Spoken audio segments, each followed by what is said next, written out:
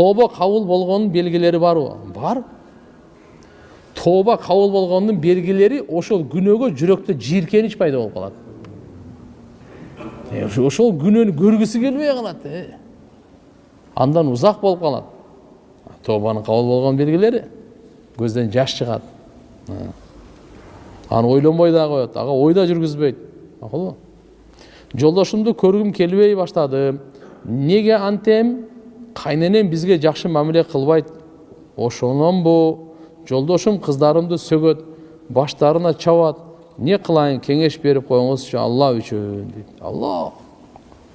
Иманды жашоонун кесепети ушу да. Акчалары болсо керек, машиналары болсо керек, үйү, бала, буюмдары бар, бирок үйдө кандай? Ушу жашоо ушул. Кыздарын урган, астагфирулла. Не деген залым бул, Алла берген нематы. Кыз баланы кантип урсын адам? Эркек адам, кызды таптакыр урганга болбойт. Балдарда hem кичине андай мындай деп чымчып кичине азбасын неме кылып коесуң. Кыз балага жок. Кыз балага энеси кичине чымчып уруп койсоң, атасы вообще кол көтөрбөсүн айтып койгон. Вообще болбойт буга. Пайгамбар саллаллаху алейхи ва саллям балдарыңарды сыйлагыла деген. Акриму ауладакум, балдарыңарга сый көрсөткүлө деген. Пайгамбарыбызга ошо кызы Фатима энебиз келгенде ордунан тура калып учурашат эле. Пайгамбар болуп ордунан тура калып учурашат эле.